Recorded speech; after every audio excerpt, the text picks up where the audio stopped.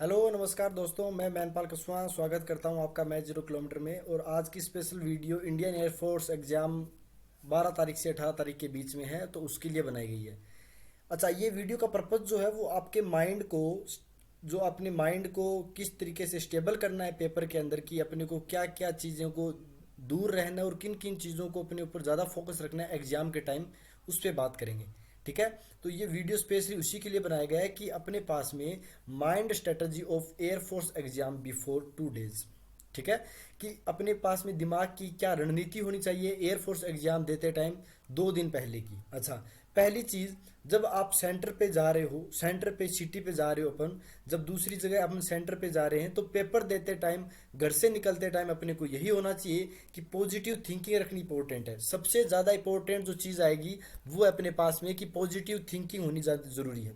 घर से जाते टाइम ऐसे नहीं कि अपन मन मार के जा रहे हैं कि ठीक है पेपर देने जा रहे हैं और होगा क्या कि नहीं पता, वो नहीं होना चाहिए। पॉजिटिव थिंकिंग होना सबसे इंपॉर्टेंट है कि नहीं, मैं जाऊंगा एग्जाम देने और एग्जाम देने के टाइम मैं अपना 100% दूंगा। आगे तो बाकी तो अपना वही है कि कितनी अपनी मेहनत कर रखी है, और अगली बात आती है लक की, वो अपने पे डिपेंड आगे की बात है। लेकिन जब आप घर से ही मन मार के पेपर देने जा रहे हो तो फिर मत जाना, कोई फायदा नहीं है घर से मन मार के जाने का, घर वालों के पैसे खराब करने का। जाओ तो अच्छा सोच के जाओ कि नहीं, मेरा एग्जाम अगर मैं अपना 100% दूंगा तो मेरा सिलेक्शन पक्का पक्का हो जाएगा। ये पहली बात, जब हम घर से निकल रहे हैं तब आपके ये माइंड बोलना चाहिए। सेकंड थिंग, ट्रेवलिंग, यात्रा के ऊपर अब की बार ज़्यादा ध्यान फोकस करना आपको पड़ेगा। क्यों? क्योंकि अब की बार जो सेंटर आए हैं आपके, वो राजस्थान के, जैसे हमारे आसपास के जो लड़के हैं उनका सेंटर आया है नॉर्मली सबका दिल्ली, जयपुर जोधपुर तो ठीक है, लेकिन जिनका सेंटर दिल्ली चंडीगढ़ आया है उनके थोड़ी सी प्रॉब्लम आ सकती है। तो सेंटर में आप कम से कम 10 से 11 घंटे पहले पहुंचो। सेंटर में क्या करोगे, 10 से 11 घंटे पहले आपको पहुंचना है, क्योंकि आप 7-8 घंटे की ट्रेवलिंग करके ऐसे सोच रहे हो कि 3-4 घंटे पहले पहुंच जाऊंगा, पेपर दे दूंगा, फिर कोई फायदा फिर नहीं है।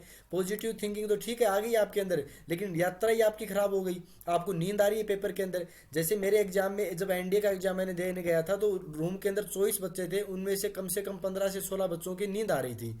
अब वो एग्जाम उनका वैसे ही खराब हो गया। बच्चे पता नहीं कहाँ कहाँ से आ रहे हैं, उदयपुर, बाड़मेर, बीकानेर, जोधपुर से आ रहे हैं जयपुर पेपर देने, और जयपुर में यह हालत की नींद आ रही है उनको।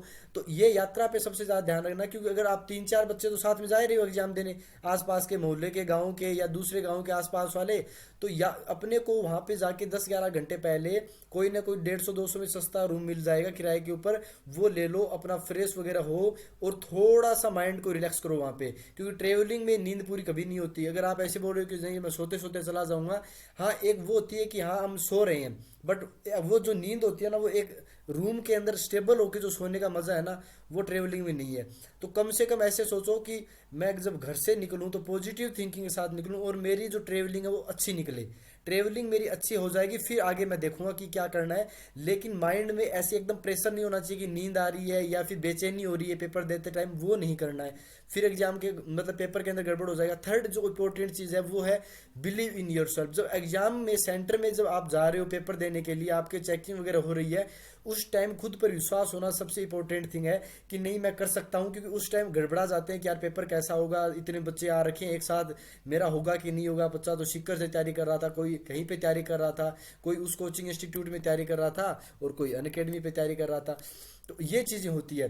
तो वो है ना, खुद पे विश्वास करना कि नहीं, मैंने जहाँ से भी तैयारी की है ना, मैंने मेरा 100% दिया है, मेरा हो जाएगा सिलेक्शन, अगर मैंने एग्जाम के अंदर मेरा 100% दिमाग लगाया तो पहली इंपॉर्टेंट थिंग क्या थी, घर से निकलते टाइम सकारात्मक सोच होनी चाहिए, ट्रेवलिंग अच्छे से होनी चाहिए, 9-10-11 घंटे पहले आपको पहुंचना है, फ्रेश वगैरह होना है, रूम वगैरह लेना है आराम से। थर्ड चीज़ है खुद पर विश्वास, बिलीव इन योर सेल्फ करो। और जो फोर्थ सबसे इंपॉर्टेंट चीज़ है वो है अटेंशन।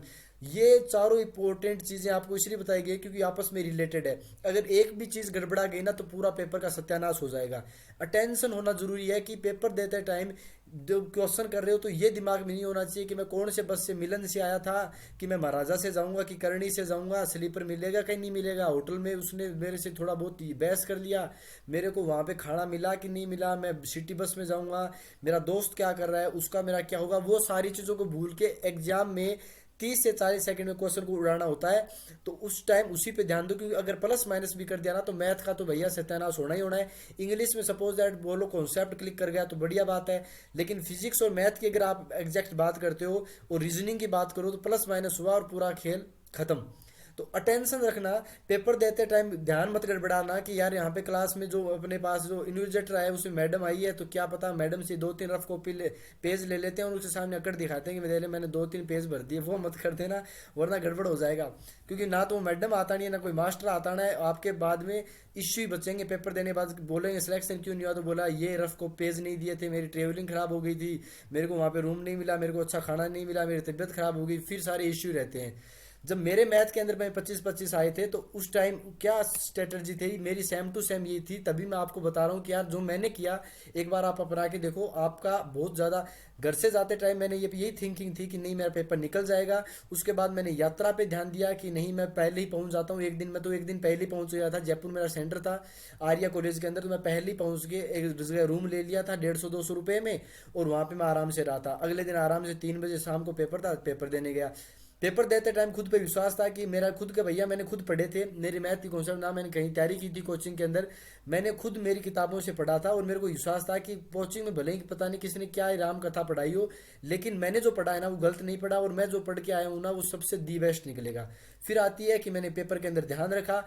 मेरा पेपर 20 मिनट का जो अपने पास पेपर होता है वो 6 मिनट में हो गया था। क्यों? क्योंकि ध्यान था सारा। क्योंकि यार मैं सोच रहा था कि यार फर्स्ट और सेकंड थर्ड क्वेश्चन तो आसान आ गए होंगे, आगे क्या पता हार्ड क्वेश्चन डाल दिए होंगे। तो मैं ऐसे ऐसे स्पीड में करता रहा और मेरे 20 क्वेश्चन कब 25 क्वेश्चन कब खत्म हो गए मेरे को पता ही नहीं चला। फिर टाइम लगा मेरा 6 मिनट में। फिर एक चीज़ और सबसे इंपॉर्टेंट जो यहाँ पे मेरे को बतानी पड़ेगी कि मैंने जैसे ही 6 मिनट में किया तो मैंने चोड़ दिखाने के लिए मैंने बोला ठीक है अब एग्जाम में अपन फ्री हो गए, ऐसे करके हाथ कर देते हैं और आराम से बढ़िया है। लोग भी ऐसे इंप्रेस होंगे यार पेपर बंदे ने जल्दी कर दिया। बट एक बात चेक कर लेना, अगर 1-2 मिनट भी आपके पास हो ना तो चेक कर लेना कि कहीं प्लस माइनस का गड़बड़ नहीं हुआ। वहाँ पे मेरे 2 क्वेश्चन गलत निकल गए थे, वो तो मेरे को भगवान की वो थी, लक था मेरा अच्छा कि मैंने दोबारा एक बार चेक किया, 2 क्वेश्चन गलत निकले, प्लस माइनस की गड़बड़ के कारण मैंने उनको सही कर लिया। तो अगर 1-2 मिनट बच भी जाता है ना आपके पास एक्स्ट्रा उस टाइम पीरियड के अंदर, तो आपको एक बार चेक कर लेना है कि कोई गड़बड़ तो नहीं कर दी। बाकी टाइम तो मुश्किल मिलेगा और अच्छी स्पीड है तो मिलेगा, क्यों नहीं मिलेगा। जैसे मेरे को मिले थे, मेरे को तो बहुत अच्छे टाइम मिला, तो 14 मिनट मिल गए थे आराम से।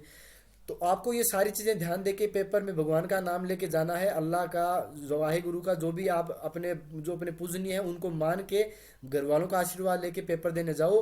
पॉजिटिव थिंकिंग के साथ ट्रेवलिंग अच्छी करो और पॉजिटिव थिंकिंग के साथ ध्यान लगा के पेपर करना है, ठीक है। तो मैं आपको बस इतना ही कह सकता हूँ, best of luck for your exam, ठीक है। मिलेंगे आपके साथ नेक्स्ट सेशन के अंदर जल्दी ही, तब तक के लिए धन्यवाद और फिर से congratulation for your exam. Thank you very much.